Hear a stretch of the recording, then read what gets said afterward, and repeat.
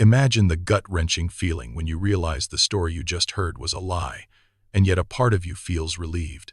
We all know that moment, the child insisting they didn't touch the cookie, the politician promising transparency while whispering otherwise, the partner typing, "I'm fine," after a heated argument.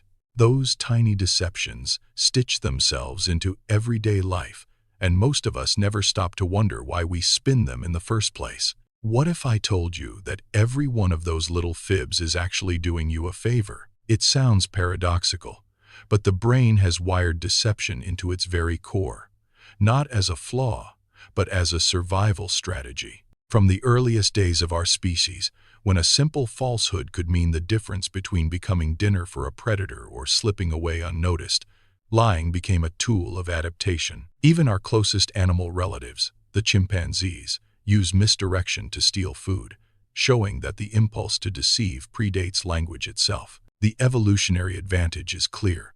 When a lie helps you avoid danger, secure resources, or gain a social edge, natural selection rewards that behavior. Over millennia, the neural circuits that manage threat detection, reward processing, and social cognition grew tighter together. The prefrontal cortex, the part of the brain that plans and judges, started to work hand in hand with the limbic system, the emotional engine. That partnership gave rise to what psychologists call the theory of mind, the ability to imagine what another person believes, feels, or expects.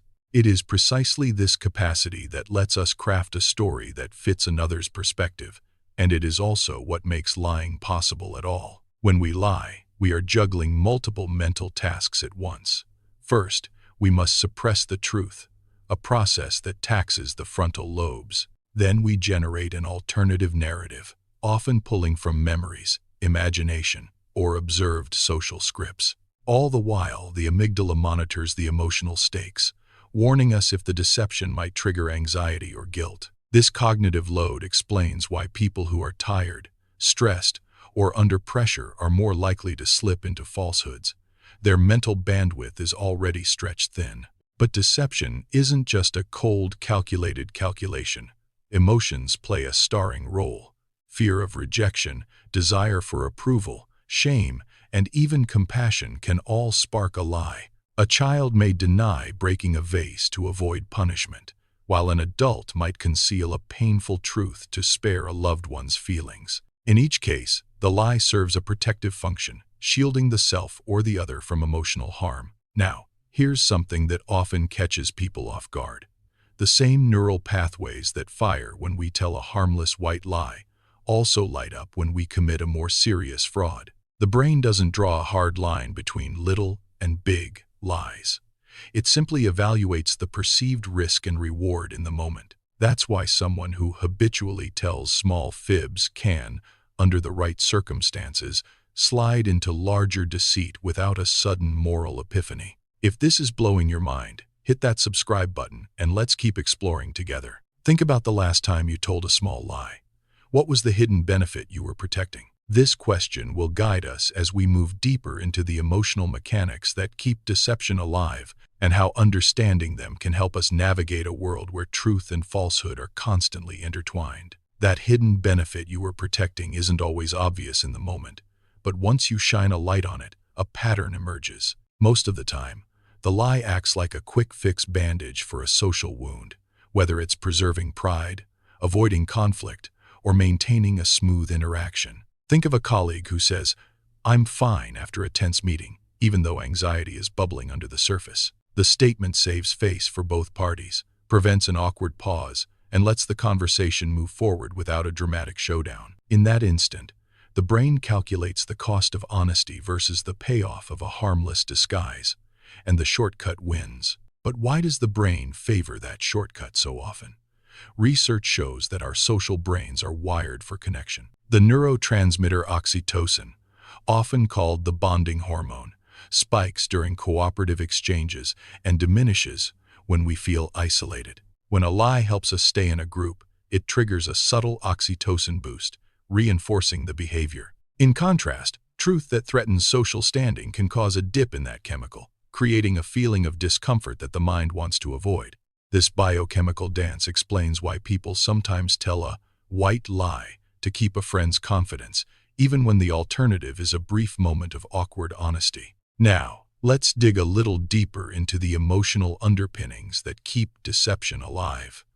Fear is a powerful driver. When we anticipate rejection, we instinctively reach for a story that shields us from that pain.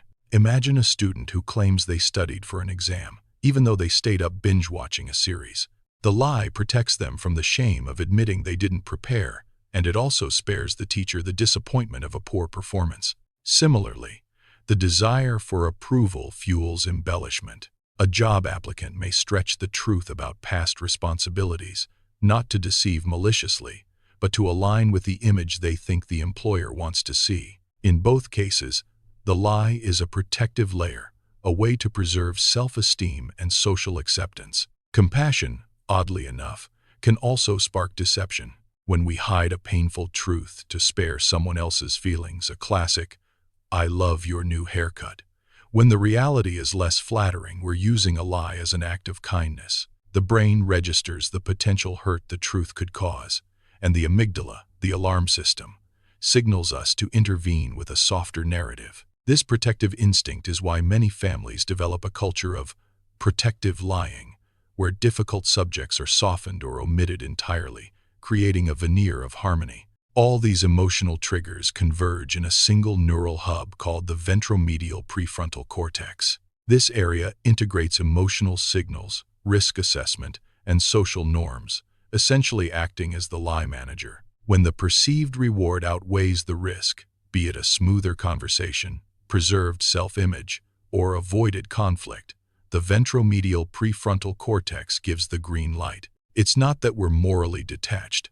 Our brains are simply weighing outcomes in real time, often faster than conscious reasoning can catch up. Self-deception adds another layer of complexity. When we convince ourselves that a lie is actually the truth, we reduce the cognitive load of juggling two narratives. This internal smoothing can be seen in people who rationalize unhealthy habits, telling themselves that a nightly snack is just a treat, rather than acknowledging a deeper coping mechanism. By blurring the line between reality and fabrication inside our own minds, we protect our self-concept from the dissonance that truth might provoke. Of course, deception isn't without consequences.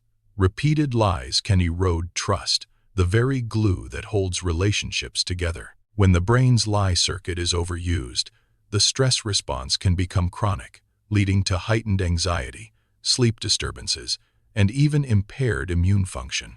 Socially, a reputation for dishonesty can trigger a feedback loop.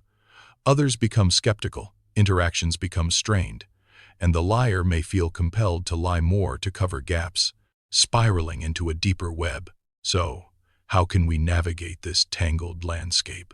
Awareness is the first step. By noticing the moment you feel the urge to fabricate, you can pause and ask yourself what you're really protecting: your ego, your peace, or someone else's feelings. If the hidden benefit aligns with genuine care and the lie doesn't cause lasting harm, a small adjustment in phrasing might suffice. For instance, instead of saying, "I'm fine," when you're not, you could say, "I'm processing a lot right now," which acknowledges reality while still respecting the other person's comfort.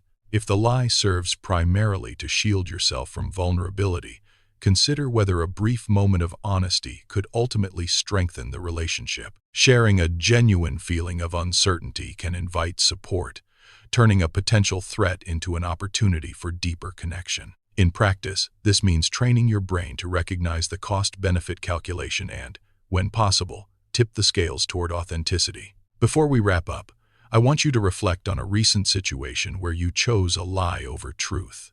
What was the underlying benefit you were protecting? Did it serve you or someone else in the long run? Drop your thoughts in the comments. Hearing your stories helps us all see the patterns that shape our social lives. If you found these insights useful, give the video a thumbs up and consider sharing it with someone who's ever wrestled with a white lie. Your support lets us keep digging into the science behind everyday behavior. And if you're curious about how these same brain pathways influence other aspects of decision-making, like why we procrastinate or why we chase novelty, make sure to subscribe so you won't miss the next deep dive. Thanks for joining me on this exploration of the hidden wires that make us human. And remember, the next time a lie feels like the easy route, pause, reflect, and choose the path that aligns with the truth you want to live.